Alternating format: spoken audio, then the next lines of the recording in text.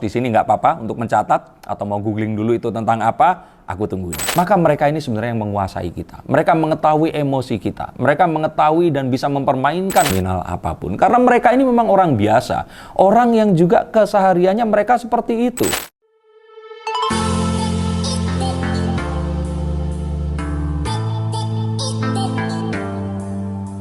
Halo Sensi Cross, kembali berjumpa bersama saya, Denny Darko. Tidak ada yang namanya misteri, yang ada adalah tanda-tanda yang kita semua coba untuk mengerti. Inilah para dalang dari pelaku penganiayaan terhadap Ade Armando kemarin. Kalian siap? Jangan kaget, karena dalang ini kalian kenal baik. Ini adalah sosok yang selalu ada di mata kalian. Dan saat kalian menonton konten saya, sosok ini ada di hadapan kalian. Bukan saya, tapi kalau ternyata kalian menonton full screen, kalian nggak bisa nonton. Tapi kalau kalian kecilkan screennya lagi seperti, nah sekarang ini, nih ada di pojok sini nih. Kalian lihat, ada tulisan kan YOUTUB. YouTube. Dialah dalang dari para penganiaya Ade Armando yang sesungguhnya. Mengapa begitu? Yuk kita lihat menggunakan kartu-kartu saya ini. Saya melihat bahwa ini juga nggak sendiri. Bahkan dalang yang satunya ini lagi, ini nggak kalah kejam dan sadis. Nah, dalangnya kalau yang tadi ini suka pakai baju merah kayak saya sekarang ini suka pakai baju biru, yaitu Facebook atau FB. Nah, saya yakin jika usia kalian ini di bawah mungkin 30 tahun, mungkin nggak punya akun Facebook. Tapi kalau 30 tahun ke atas, kayak saya ini, ini yang paling parah di sini. Pasti punya 2 akun, dan kalian semua ini sangat-sangat berpotensi untuk melakukan kekerasan yang sama seperti yang mereka ini lakukan. Kita akan tahu dari mana? Karena kita tahu bahwa YouTube ini dan Facebook ini itu ada di depan kita dan bisa mendikte atau mempengaruhi kita. Ini lebih efektif dibandingkan sekolah kita, orang-orang yang kita sayang, orang tua, anak, istri, suami, dan juga bahkan kalian mungkin menonton YouTube dan Facebook lebih lama dari doa dan juga sholat kalian semua yang muslim. Bener gak? Bener atau bener? Maka kita akan tahu bahwa sebenarnya behavior dan tindakan kita sangat dipengaruhi oleh konten yang kita konsumsi dari 2 media ini. Nah, jika kalian ingin tahu lebih lanjut, oke, jangan dicepetin, jangan di-pause, jangan juga di-stop di sini. Satu hal yang lain, ini adalah internet bubble filter. Kalau kalian mau pause di sini nggak apa-apa untuk mencatat, atau mau googling dulu itu tentang apa, aku tungguin. Nah, apa yang dinamakan dengan internet bubble filter? Ini adalah gelombang informasi personal. Artinya berbeda-beda tiap orang ya. Yang tanpa sadar kita ciptakan dari behavior atau kelakuan kita menggunakan media sosial itu tadi. Ngerti dong? Ngerti ya? Intinya adalah ini adalah gelembung. Jadi kita terkurung di dalamnya. Dan gelembung ini dibatasi oleh hal-hal yang kita percayai saja. Di luar itu bukanlah satu hal yang benar. Di dalam itu, kita akan yakini 1.000% kebenarannya. Mengapa saya bilang ini tidak sengaja kita ciptakan? Karena sebenarnya AI atau Artificial Intelligence atau kecerdasan buatan yang ada di ponsel dan juga mesin multimedia kita, ini menciptakan batasan-batasan informasi dari usaha mereka untuk mempelajari kita dan mempelajari kebiasaan kita selama kita mempergunakan media sosial itu tadi. Sehingga akhirnya mereka ini berhasil menciptakan realita yang sesuai dengan apa yang kita inginkan. Nah, mungkin kalian sadar dong, saat kalian mau memulai untuk mengikuti sebuah aplikasi media sosial, kalian akan ditanya, kalian suka terhadap apa? Nah, itu tapi satu hal.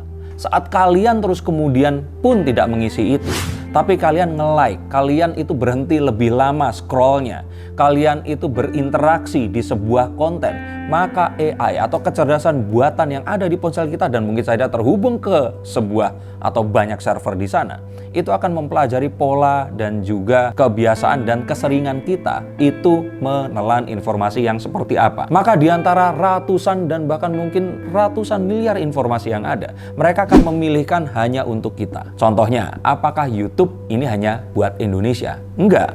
Tapi di konten kalian hanya ada konten berbahasa Indonesia, dan bahkan tidak hanya itu. Apakah konten kreator Indonesia itu cuman yang kalian tonton? Tidak. Ini ada ratusan ribu. Tetapi kalian hanya menonton konten yang kalian sering tonton dan sering kalian komentari. Artinya kalian mendapatkan sebuah ilusi bahwa YouTube isinya ya cuman sesuatu yang kalian percayai itu. Nah, dan yang lebih mengerikan lagi adalah jika ternyata kalian melupakan YouTube-nya tapi kalian percaya bahwa informasi yang ada itu hanya itu dan yang benar hanyalah itu saja. Padahal kebenarannya belum tentu mutlak adanya. Stop dulu sebentar untuk kalian semua yang merasa atau menganggap bahwa saya hanya membacakan tarot untuk artis-artis. Kalian salah. Kalian pun berkesempatan untuk bertatap muka dengan saya atau menanyakan apapun yang kalian ingin tanyakan, dan biarkan kartu-kartu saya di sini mencoba untuk mencarikan alternatif jalan keluar dari pemecahan permasalahan yang terbaik untuk saat ini dan mendatang. Dan saya jamin ini semua akan private, hanya kalian dan saya yang akan mengetahuinya, apapun permasalahannya. Karena saat sebuah masalah terjadi, sebenarnya sebuah solusi itu menanti. Dan siapa tahu solusi terbaik dari permasalahan kalian akan ketemu saat kalian ngobrol dengan saya,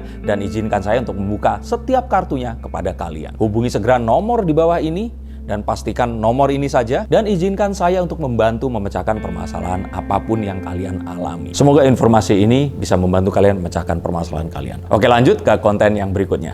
Yuk. Dan ini semua terjadi karena kalau saya kira di sini adalah peribahasa yang mengatakan bahwa kebohongan jika diucapkan berpuluh-puluh, beratus-ratus, beribu-ribu kali, maka kita akan menganggapnya sebagai sebuah kebenaran. Kebohongan jika dipercaya oleh banyak orang, maka ini akan menjadi sebuah realita. Dan realita itulah yang akan muncul di benak kita, dan kita akan percaya 1.000.000% kepadanya. Dan ini adalah hal yang nggak cuma menyerang orang menengah ke bawah saja. Bahkan orang-orang yang cerdas dan pandai pun ini terkena di sini. Karena AI yang terus kemudian menggunakan mesin algoritma untuk mempelajari kita, ini adalah satu mesin yang sangat canggih dan bisa memprediksi bahkan apa yang akan kita lakukan ke depannya. Maka mereka ini sebenarnya yang menguasai kita. Mereka mengetahui emosi kita, mereka mengetahui dan bisa mempermainkan ketakutan kita, dan mereka tentu saja akan bisa mengendalikan kita dengan sesungguhnya.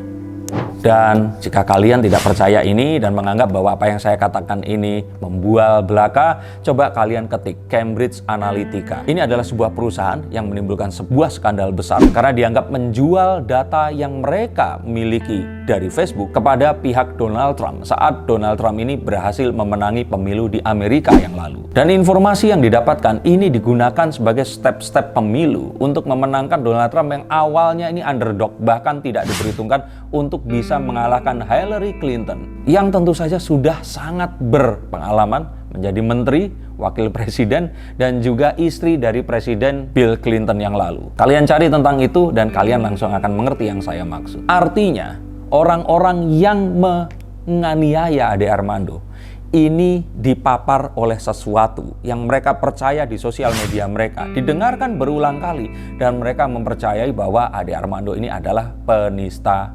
agama. Dan saat ini terjadi, maka mereka akan merasa bahwa yang mereka lakukan adalah satu hal yang akan dilindungi oleh kepercayaannya, sesuatu yang memang harus dilakukan, dan mereka mungkin nggak merasa bersalah atau berdosa sama sekali tentang hal ini. Dan itu bukan karena mereka gila, tapi karena mereka terkungkung oleh internet bubble filter yang mereka ciptakan tanpa mereka sadar. Maka hati-hati. Karena apapun yang akan mempengaruhi kita, ini berasal dari apa yang kita ciptakan di sosial media. Dan kita mungkin tidak akan sadar sampai kita akhirnya melakukannya. Dan jika menganiaya orang itu adalah kalian pikir sesuatu yang mustahil, cobalah kalian lihat saat kalian berapriori terhadap seseorang. Atau kalian menyatakan kebencian tanpa kalian sadari mengapa kalian harus membenci orang atau hal tersebut tadi.